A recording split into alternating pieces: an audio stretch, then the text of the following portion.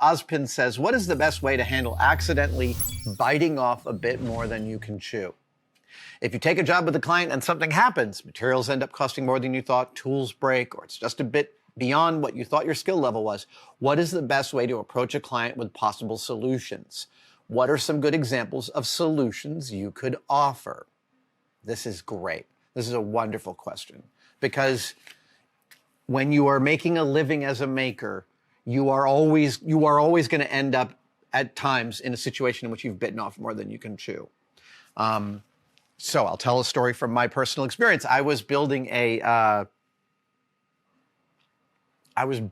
accoutrement for a Christmas party. So the guy that hired me was a professional party thrower. He would do things like he would decorate whole rooms at the Black and White Ball or at other places like that. And this was a Christmas party. It was a Dickens Christmas party. And they wanted, just to give you an idea of the scope of this thing and how poorly I bid it. So this is like 1994. I've already been working in special effects for a year or so, and I feel like my skills are good and I know how to make stuff. And I can't even remember how this job came down the pike, but the guy needed, the entrance to the party was going to be a book of Dickens' Christmas Carol, like 7 feet tall and 10 feet wide. You walk through the front page of the book. And I think I bid that out at $1,200 for that whole thing. That is stupid. Even back in 1994, that was like a $3,000 to $5,000 kind of build in terms of the size and the fidelity. $1,200, it like kills me.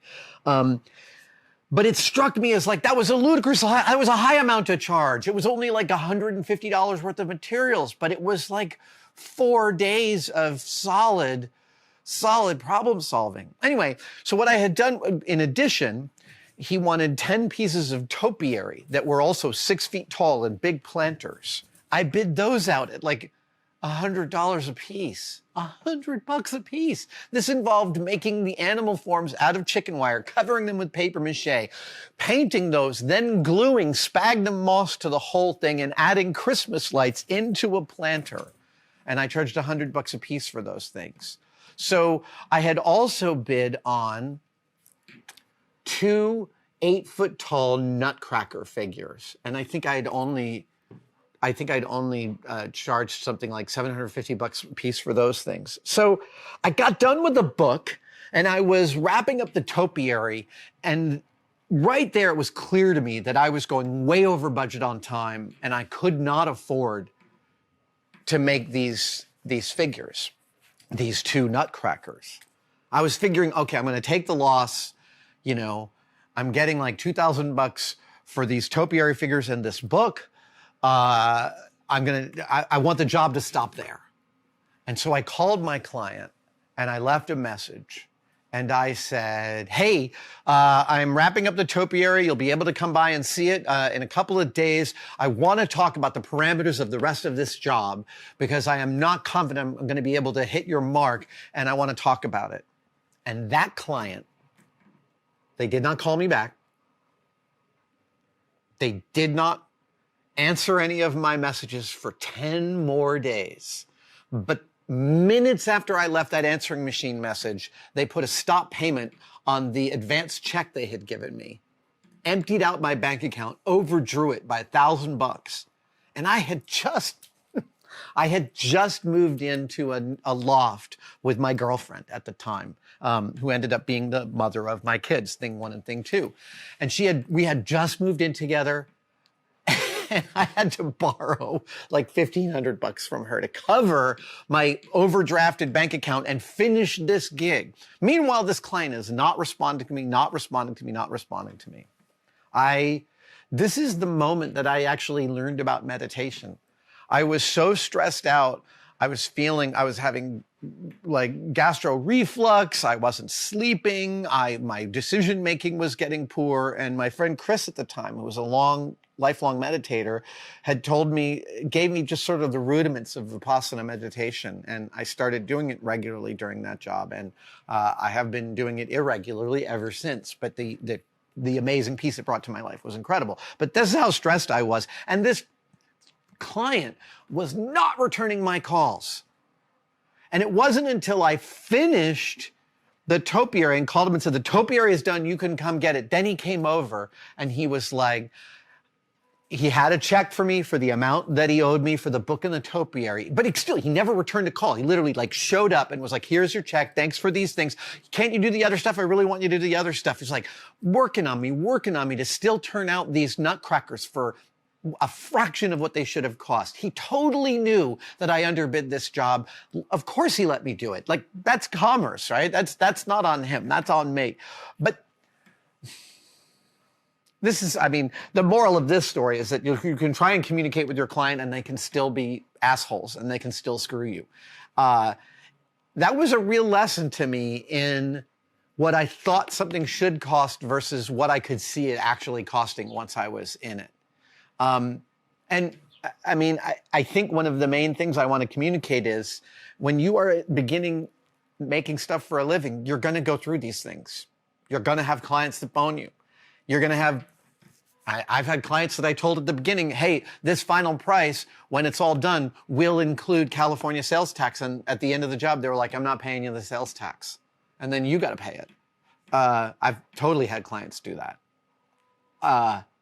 And this is just going to happen to you.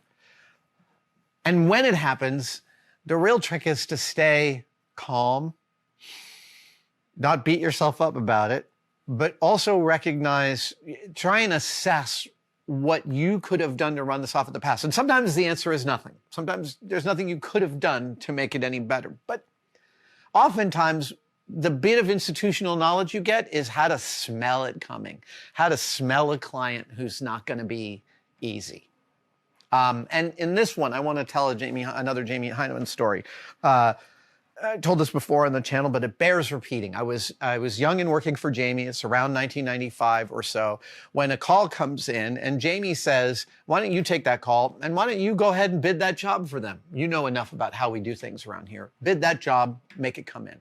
So I started bidding on the job for this client, this new client, and we were doing back and forth. And a bid often involves a couple of rounds of just a little back and forth to set parameters and understandings. But in this case, we were on like the 6th go around when Jamie said, make this job go away. And I said, really? And he said, yeah, if the client is this much trouble in the bidding process, they're going to be a nightmare and they're going to ride us really hard all the way through the job. And he said, however they are going into the job is how they are going to be all the way through the job. And it's a great thing to understand. People will show you who they are, and only having been screwed over and having suffered, do you gain the institutional knowledge to be able to smell clients like that and to be able to see where the trouble might be. Sometimes it's that like the client can't get a hold of their own boss for approvals and you're dealing with someone who's awesome, but they're in a structure that's really toxic. That totally happens. Biting off a bit more than you can chew. The thing I would say is when you are in the middle of a job and you've bitten off more than you can chew, a lot of this is you're going to have to eat it. There's not a lot of clients who are willing to pay more for a job that they've already accepted a price on. That being said, sometimes you need to bring in help. There is another model for bidding, though, and I want to talk about this other model for bidding before I get to more questions. One thing is to say, how much is this object? How much to make this object? And you'd say, I can make this object for $500 a piece. But another one is to say, I don't know how this will go, so I'd like to bill you on what's called a cost plus model, which is I'm going to bill you $40 an hour for my time.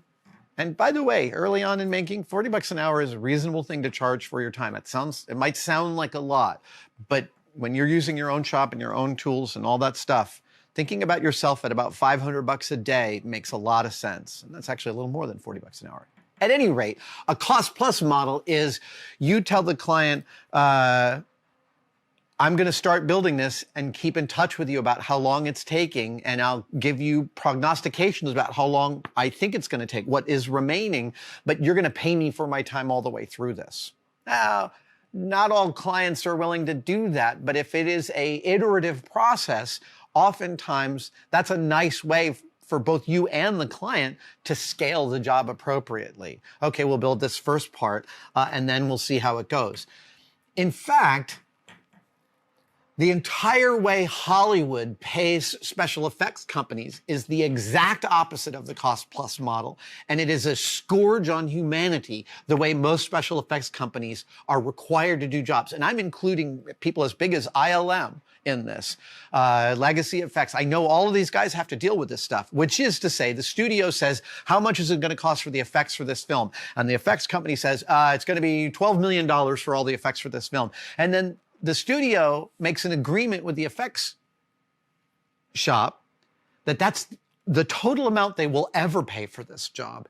And then they'll rake the effects company over the coals with changes and lacks of decision making so that the decisions don't get made until a couple of weeks before shooting, and then all hell has to break loose for the shop to hire everyone in LA to build something in a ridiculously short period of time. Yeah. So like this is a whole industry that gets boned for not really being able to build a cost plus model because studios won't accept it. And they just saddle the effects companies with those extra added costs. I mean, is it PDI that went out of business right after winning the Oscar? The company that did the special effects for The Life of Pi, which were amazing, won the Oscar for their effects and went bankrupt a couple of weeks later because they couldn't afford that system with the studios.